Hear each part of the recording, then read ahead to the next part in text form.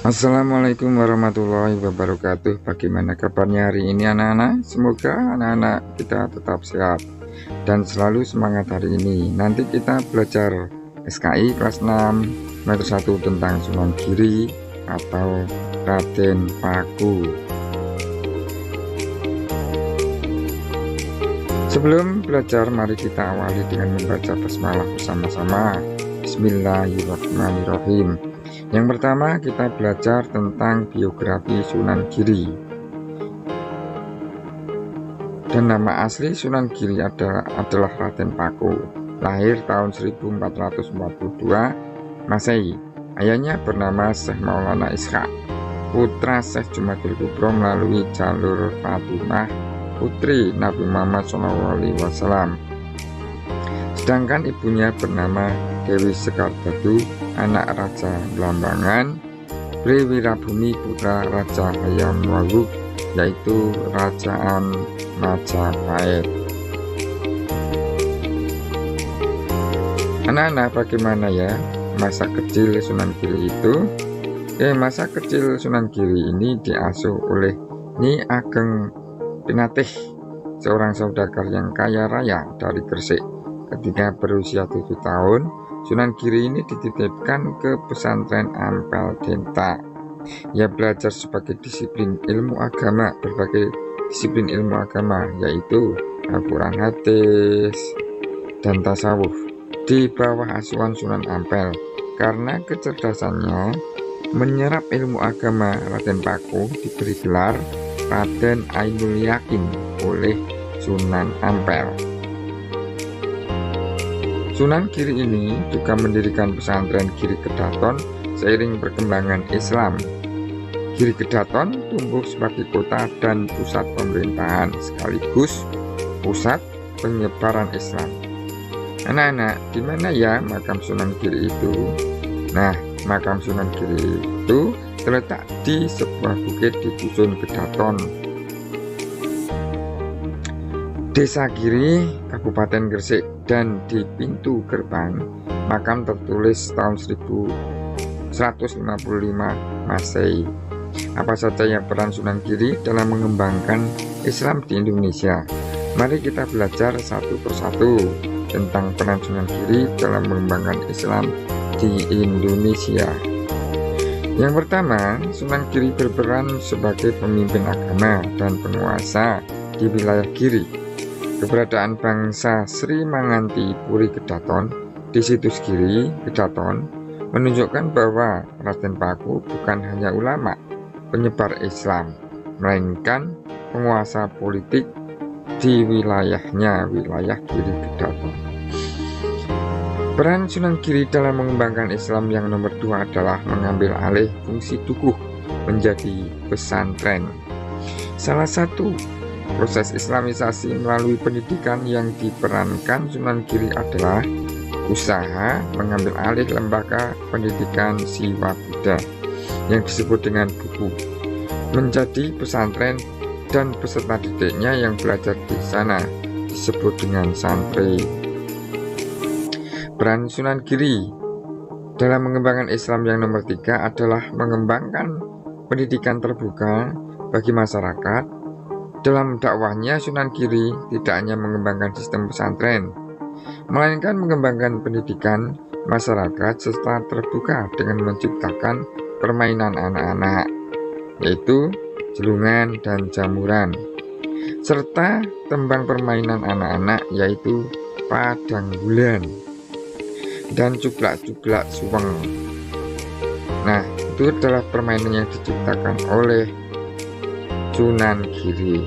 Nomor 4, peran Sunan Giri dalam mengembangkan Islam adalah memanfaatkan seni pertunjukan sebagai media dakwah. Seni pertunjukan wayang merupakan seni kebudayaan asli Jawa. Sunan Giri ini menggunakan pertunjukan seni wayang dan mengembangkan seni wayang ini dengan menyelaraskan isi cerita wayang dengan ajaran tauhid. Itulah kreasi Sunan Giri dalam mengembangkan Islam menggunakan seni wayang.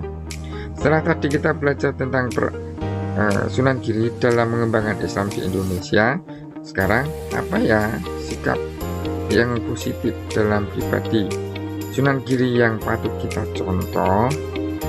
Yang pertama, sikap positif Sunan Giri yang patut kita contoh adalah Sunan Giri merupakan santri yang sangat cerdas, tekun, dan ulet dalam menuntut ilmu. Sejak anak-anak hingga tumbuh dewasa, Sunan Giri ini mengenyam pendidikan pesantren di Apel Denta dan berguru kepada Sunan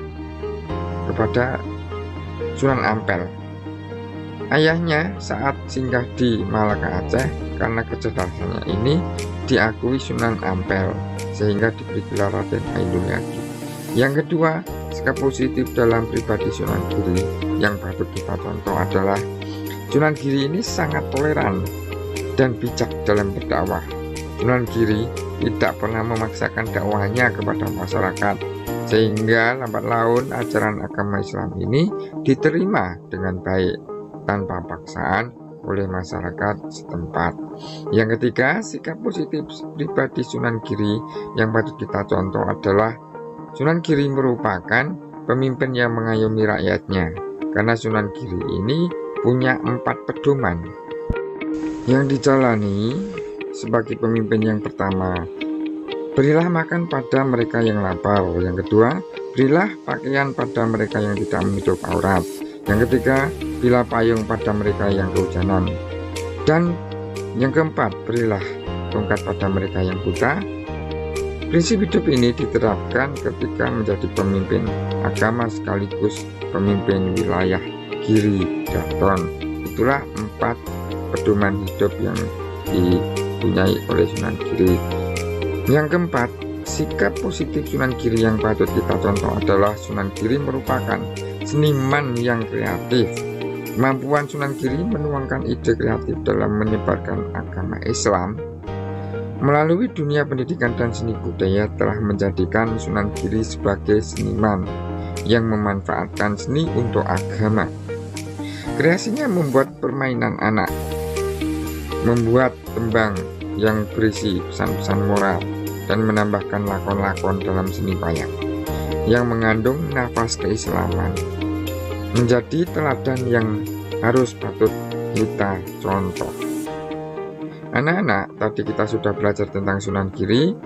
Sunan Giri sekarang ini ada soal latihan tentang Sunan Giri. Nomor 1, jelaskan silsilah Sunan Giri bersambung sampai Rasulullah. Yang kedua, mengapa Sunan Ampel memberi gelar Raden Ainul Yakin kepada Raden Paku atau Sunan Giri? Dan yang ketiga, bagaimana strategi dakwah Sunan Giri? Dan yang keempat, sebutkan 3 peran Sunan Giri dalam mengembangkan Islam di Indonesia. Dan yang kelima, sebutkan 3 sikap positif dalam pribadi Sunan Giri dalam mengembangkan agama Islam di Indonesia. Alhamdulillah, kita sudah belajar tentang Sunan Giri. Marilah pelajaran SKI kelas 6 semester 1 ini, semoga yang kita pelajari bermanfaat bagi kita semua. Terima kasih dan selamat belajar. Jangan lupa klik tombol like dan subscribe-nya. Wassalamualaikum warahmatullahi wabarakatuh.